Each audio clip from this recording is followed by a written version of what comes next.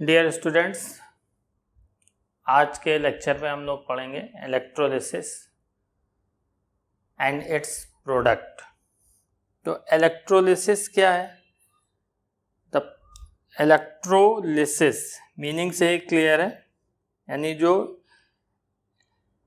Charge के द्वारा, electron के द्वारा हो, तो वो कैसे होगा? The process of chemical decomposition of an electrolyte by passage of electric current through its solution is called electrolysis। यानी वैद्युत अपघट्य में विद्युत धारा प्रवाहित होने के कारण अपघटन की जो प्रक्रिया होगी वही विद्युत अपघटन कहलाती है।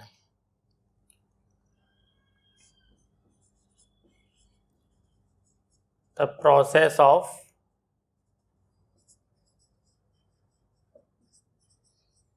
chemical decomposition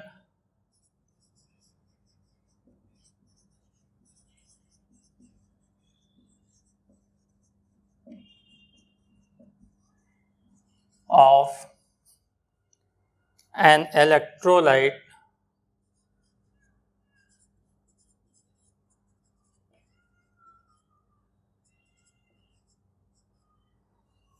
by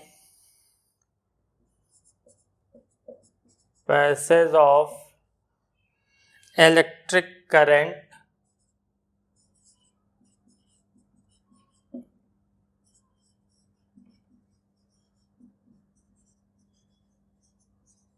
through its solution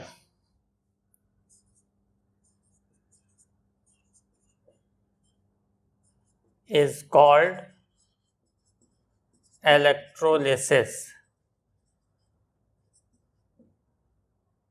इसको दूसरे ढंग से भी डिफाइन कर सकते हैं कि chemical change occurring at electrode when electric current is passed through electrolyte solution is called electrolysis. तो इसमें केमिकल चेंज क्या होगा? केमिकल चेंज जो होगा इलेक्ट्रोलिसिस पे, जो इलेक्ट्रोड होंगे, एक इलेक्ट्रोड पर ऑक्सीडेशन होगा और एक इलेक्ट्रोड पर रिडक्शन होगा।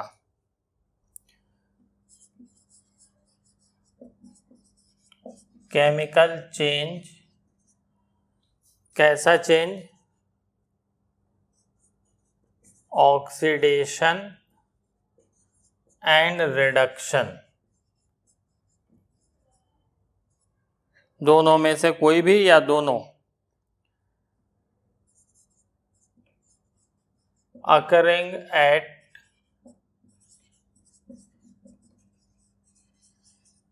electrodes when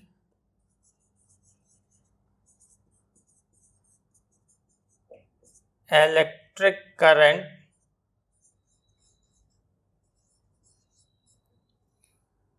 is passed through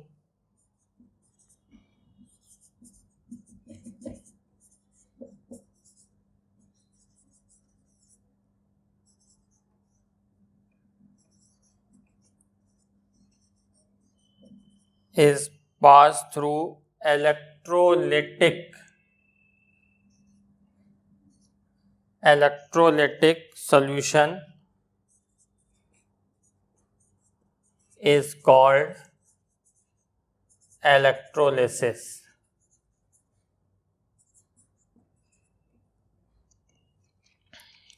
यानी वैद्युत अपघट्य में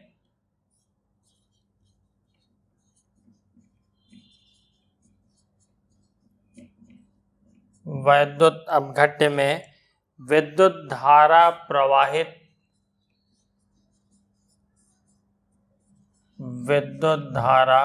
प्रवाहित होने के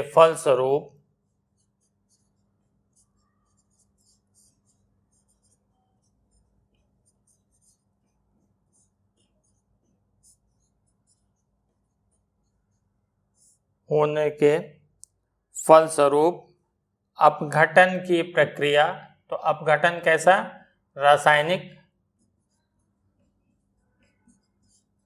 रासायनिक अपघटन की प्रक्रिया वैद्युत अपघटन कहलाती है।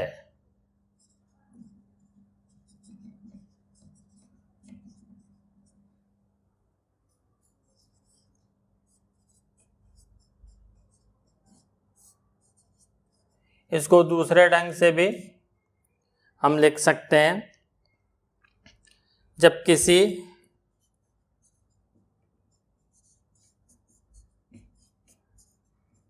वैद्युत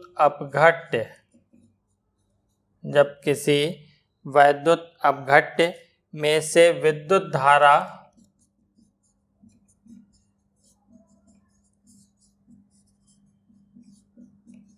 प्रवाहित की जाती है,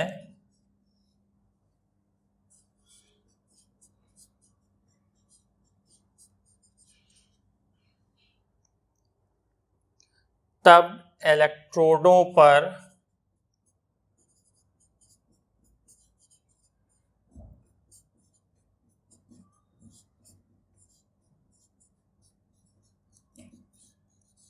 रासायनिक परिवर्तन, केमिकल चेंज यानी रासायनिक परिवर्तन, और ये परिवर्तन कैसा, ऑक्सीकरण तथा अपचयन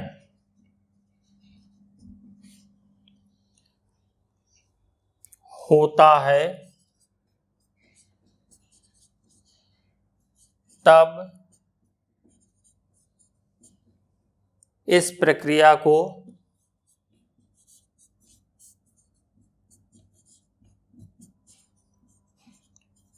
वैद्युत अपघटन कहते हैं।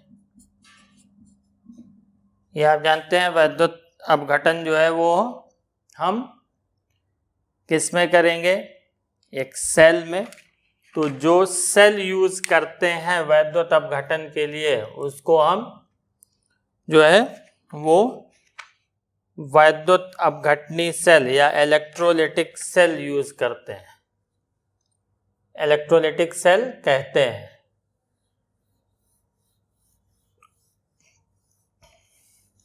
तो ये किस में किया जाता है, यानी इलेक्ट्रोलिसिस की प्रक्रिया किस में होगी, इलेक्ट्रोलिसिस इज डन इन किस में, इलेक्ट्रोलिटिक सेल।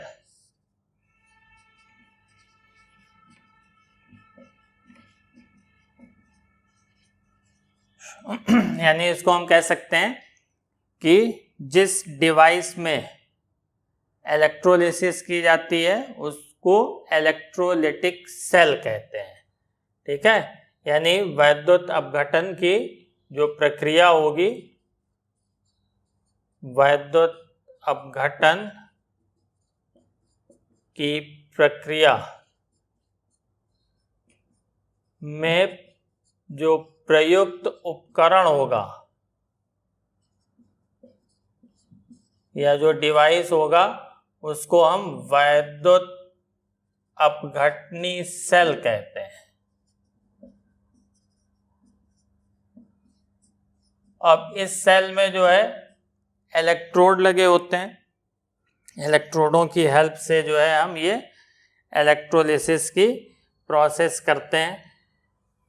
तो इलेक्ट्रोड जो उसमें रिएक्टेंट या प्रोडक्ट रहते हैं, ऐसे इलेक्ट्रोड जो अभिकारक और उत्पाद या जो उत्पाद बनते हैं, प्रोडक्ट फॉर्म होते हैं, उनमें से किसी से भी रिएक्शन नहीं करता, तो उसको इनर्ट इलेक्ट्रोड, अक्रिय इलेक्ट्रोड कहा जाता है।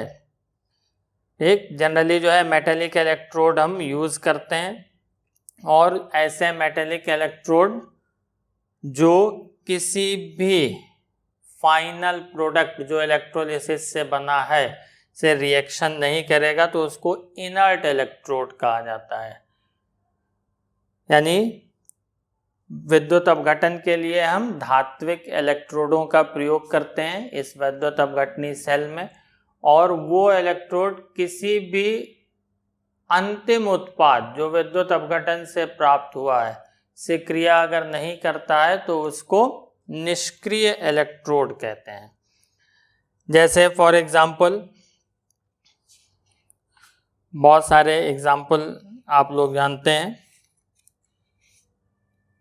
जैसे हम HCl का विद्युत अपघटन करें, HCl की इलेक्ट्रोलिसिस करें, तो इसमें क्या होगा, ये इलेक्ट्रोलाइट है, सॉल्यूशन में डिसोसिएट होगा H+ आयन और Cl- आयन, कैथोड पर जो है वो कैटायन जाएगा, और कैथोड पर जो होता है वो रिडक्शन की प्रोसेस होती है, उसमें इलेक्ट्रॉन एक्सेप्ट होते हैं, तो ये H+ आयन इलेक्ट्रॉन एक्सेप्ट करके हाइड्रोजन में कन्वर्ट हो जाएगा, और यही हाइड्रोजन जो है कंबाइन करके हाइड्रोजन गैस फॉर्म करेंगे। तो कैथोड पर जो है वो रिडक्शन यानी अपचयन की प्रक्रिया होगी।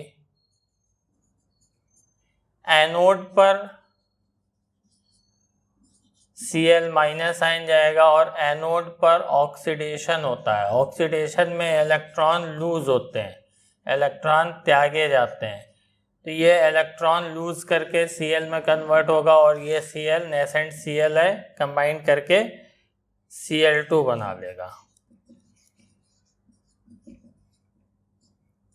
तो एनोड पर जो है वो ऑक्सीकरण की प्रक्रिया होती है। अब यहाँ पे तो मान लीजिए एक इलेक्ट्रोलाइट था, अब अगर एक से अधिक इलेक्ट्रोलाइट हो तो कैथोड और एनोड के प्रोडक्ट क्या होंगे, यानी अगर उस इलेक्ट्रोलिटिक सेल में, विद्युत अपघटनी सेल में एक से अधिक इलेक्ट्रोलाइट हो तो प्रोडक्ट क्या होगा, या कौन सा आयन, कैटायन और एनायन दोनों में से पहले किसी इलेक्ट्रोड पर डिस्चार्ज होगा। तो इसको जो है हम बताते हैं प्रेफरेंशियल डिस्चार्ज थ्योरी से।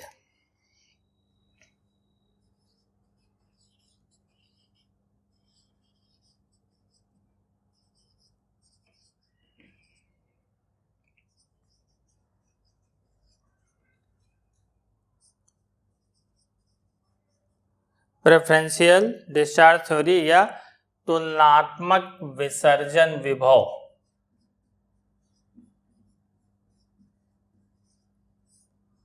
इसकी हेल्प से जो है हम इसको एक्सप्लेन करते हैं। तो प्रेफरेंशियल डिस्चार्ज पोटेंशियल क्या है?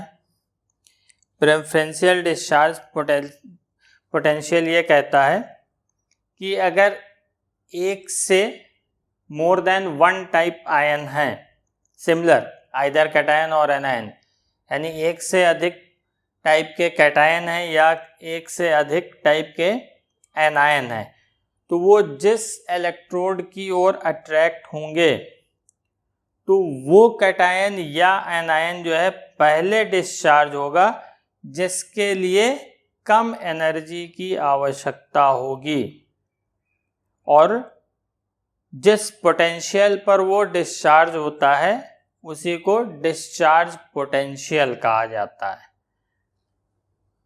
यानी अगर एक से अधिक प्रकार के धन आयन या ऋण आयन उपस्थित हैं, यानी कई विद्युत अपघट्य हैं, विद्युत अपघटनी सेल में जो विलयन भरा है, तो वो आयन पहले किसी भी इलेक्ट्रोड पर विसर्जित होगा या डिस्चार्ज होगा, जिसके लिए कम एनर्जी की जरूरत होगी, जिसके लिए कम ऊर्जा की आवश्यकता होगी, और जिस विभव पर वो विसर्जित होगा उसी विभव को जो है उस आयन का डिस्चार्ज पोटेंशियल कहेंगे।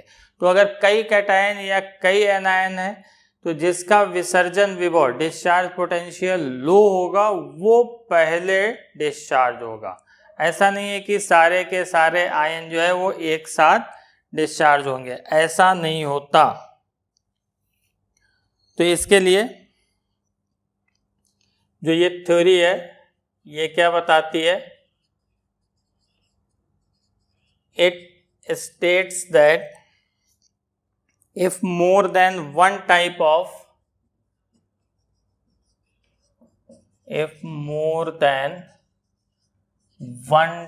of ions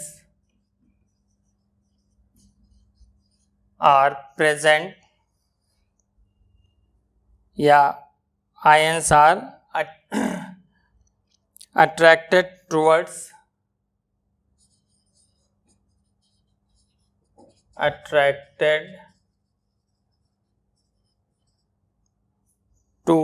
a particular electrode,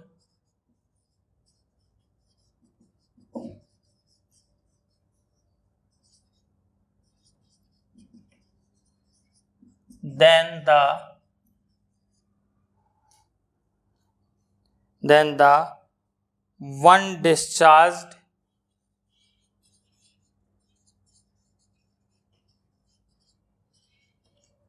is the ion which requires least energy.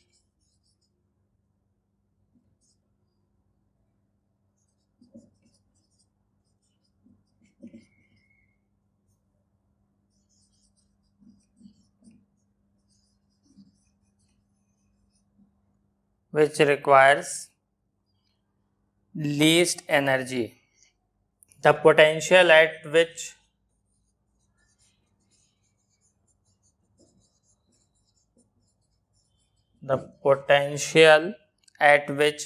the ion is discharged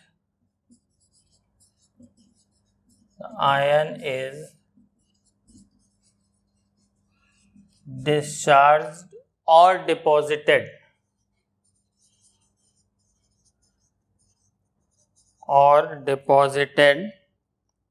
on the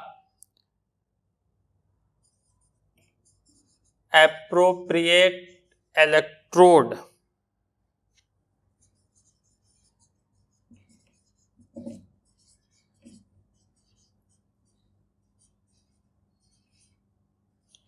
is termed as discharge or deposition potential.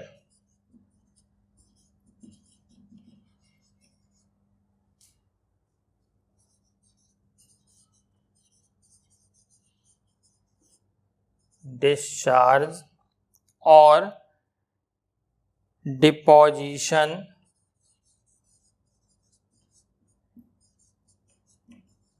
potential.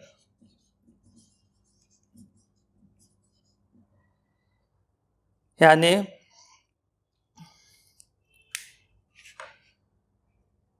जो ये थ्योरी है इसके अनुसार जो होगा,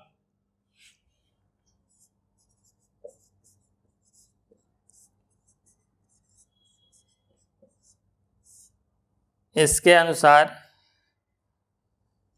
यदि एक से अधिक प्रकार के आयन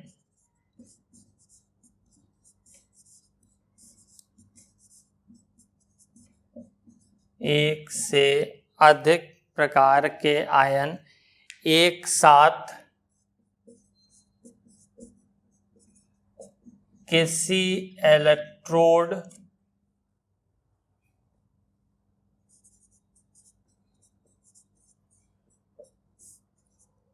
की तरफ आकर्षित होते हैं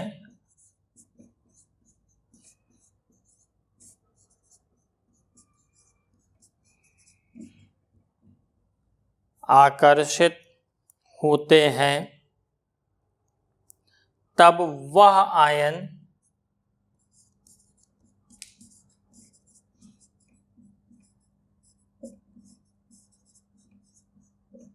पहले विसर्जित होता है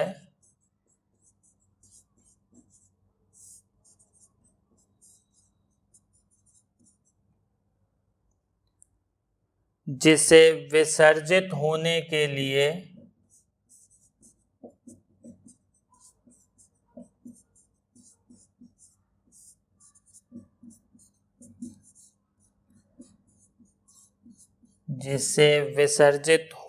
के लिए कम ऊर्जा की आवश्यकता होती है, लीस्ट एनर्जी, यानी कम ऊर्जा की आवश्यकता होती है।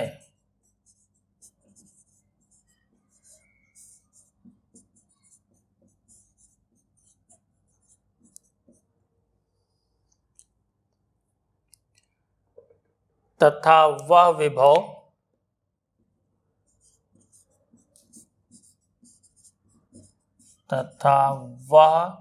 विभव यानी दैट पोटेंशियल जिस पर आयन विसर्जित होता है, जिस पर आयन विसर्जित होता है,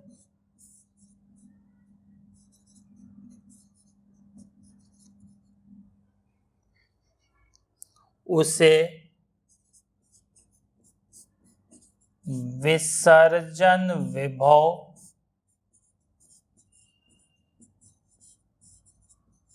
कहते हैं, उसको डिस्चार्ज पोटेंशियल कहते हैं।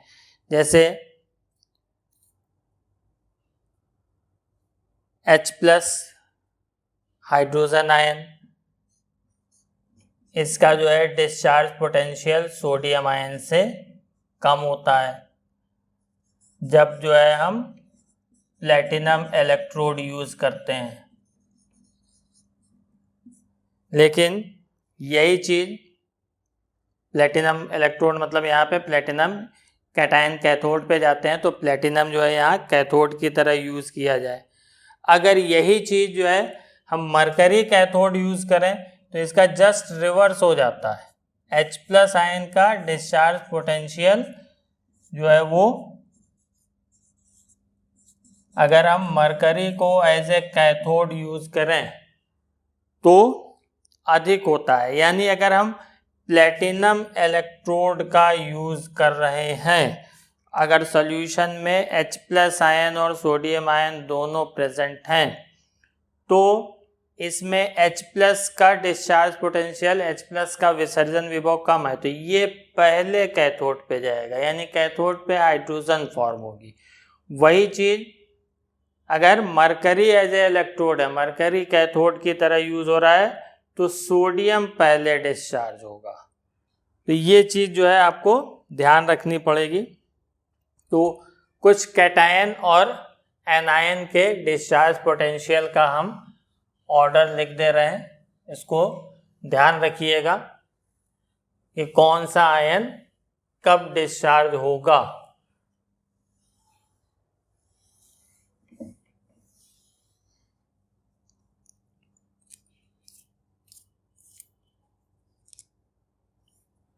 तो decreasing order of discharge potential लिख दे रहे हैं।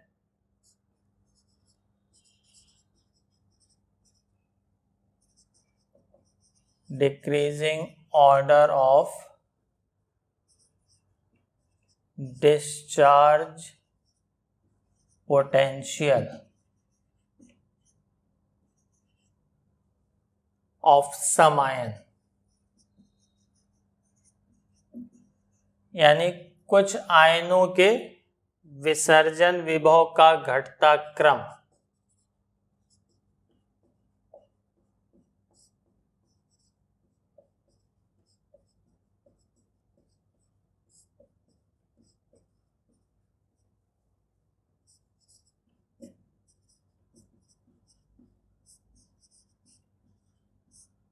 वो निम्नलिखित होगा।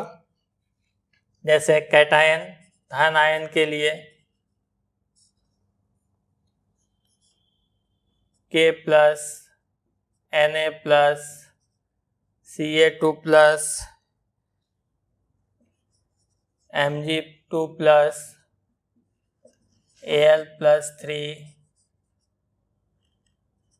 Zn2 plus CuHg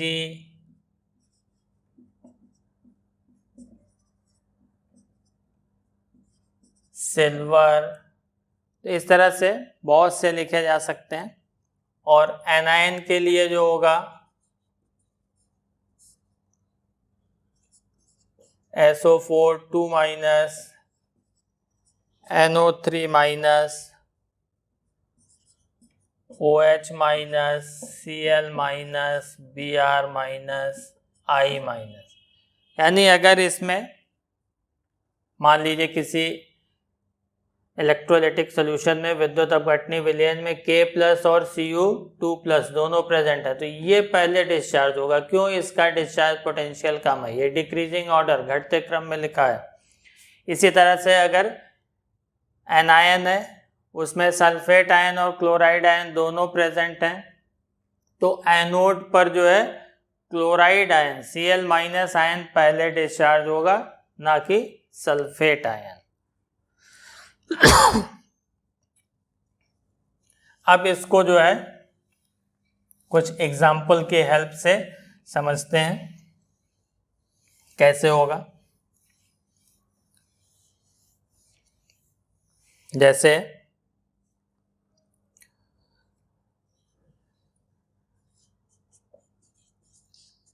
electrolysis of NaCl solution, aqueous solution है, ध्यान रखिएगा। तो एक्वस सॉल्यूशन में NaCl जो है इलेक्ट्रोलाइट है, और हम इसमें जो इलेक्ट्रोड यूज कर रहे हैं वो प्लेटिनम इलेक्ट्रोड यूज करते हैं। तो NaCl डिसोसिएट होकर के Na+ और Cl- आयन देगा। वाटर जो इसमें एक्वस सॉल्यूशन, वाटर भी वीक इलेक्ट्रोलाइट है, ये भी डिसोसिएट होगा और स्मॉल अमाउंट में H+ और OH- आयन देगा। तो अब यहाँ पर 2 कैटायन मिले और 2 एनायन, तो कैथोड पर इन दोनों में से कौन डिस्चार्ज होगा? जिसके लिए लीस्ट एनर्जी चाहिए या जिसका डिस्चार्ज पोटेंशियल लो होगा। तो H+ का डिस्चार्ज पोटेंशियल जो है वो Na+ से कम होता है, तो हाइड्रोजन जो है वो डिस्चार्ज हो जाएगा।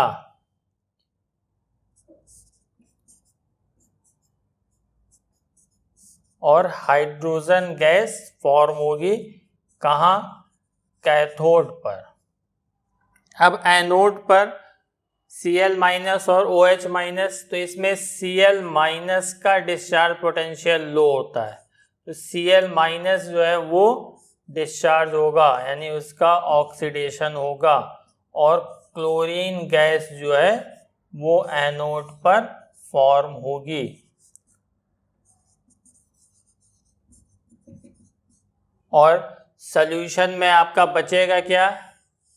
Na+ और OH- आयन, ये सॉल्यूशन में बच जाएंगे, जिसको जो है हम NaOH के फॉर्म में क्रिस्टलाइज कर लेते हैं। NaOH की प्रिपरेशन में आपने इसको पढ़ रखा है। अब इसी तरह से अगर यही इलेक्ट्रोलिसिस जो है वो मॉल्टन NaCl की हो, या कोई भी मॉल्टन इलेक्ट्रोलाइट हो, मॉल्टन साल्ट हो, यानी पिघला हुआ या गलित NaCl हो,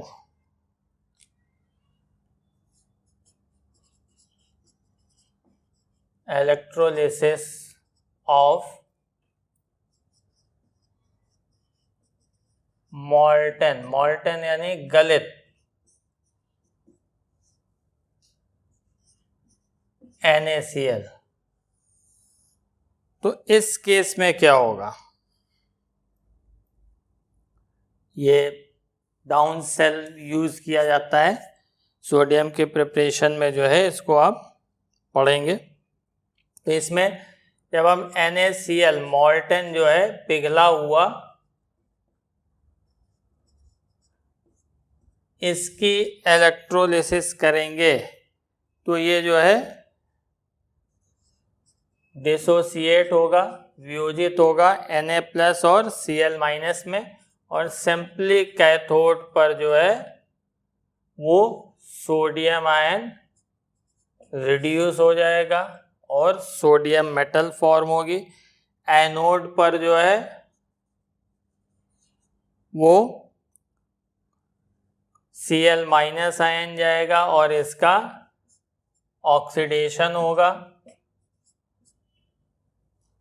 और Cl- फॉर्म होगा। इसी तरह से मॉल्टन लेड ब्रोमाइड ले लें, PbBr2 पिघला हुआ, तो इसमें लेड जो है मॉल्टन स्टेट में पिघली हुई अवस्था में लेड कैथोड पर और ब्रोमीन जो है वो एनोड पर फॉर्म होगी। इसको आप लोग खुद करिएगा। अब कुछ और आ जाइए, जैसे और इलेक्ट्रोलाइट, जैसे copper sulphate, electrolysis of copper sulphate solution.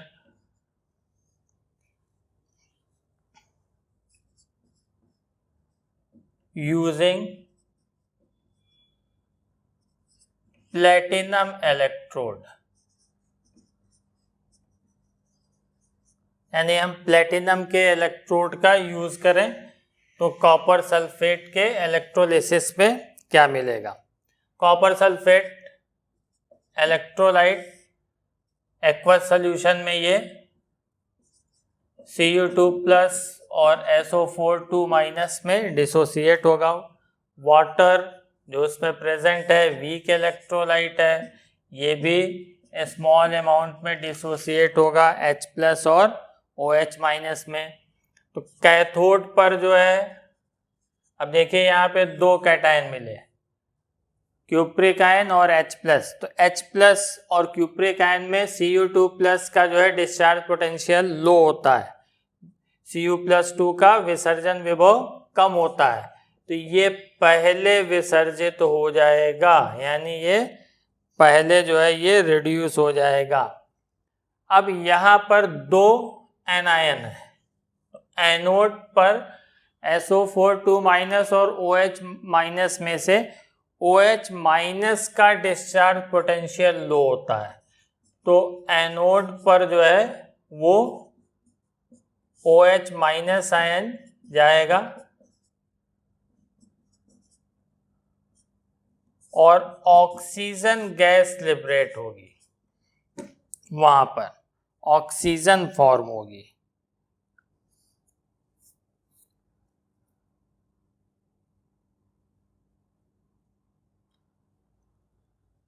अब यही electrolysis of copper sulphate solution by using copper electrode, अगर हम इसका कॉपर इलेक्ट्रोड यूज करें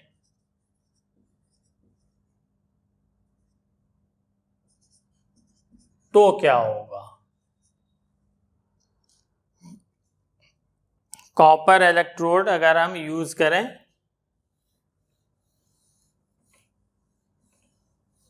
इसको मेटलर्जिकल प्रोसेस में जो है ये प्योरिफिकेशन में यूज किया जाता है। तो कॉपर सल्फेट एक्वस सॉल्यूशन में Cu2+ और SO4 देगा। अब इसमें जो है कैथोड पर तो कॉपर आयन जाएगा, रिड्यूस होकर के कॉपर के फॉर्म में डिपॉजिट हो जाएगा। एनोड पर क्या होगा, एनोड पर जो कॉपर का इलेक्ट्रोड है वो सल्फेट आयन से CuSO4 फॉर्म कर देगा, या इसको हम इस तरह से भी लिख सकते हैं, ये बनेगा। ये प्योरिफिकेशन ऑफ मेटल्स में यूज करते हैं, ये आपने पढ़ा होगा कि इसमें जो कैथोड जो बनाते हैं वो प्योर कॉपर का होता है, ये कैथोड होता है, और जो एनोड होता है उसकी रॉड मोटी होती है।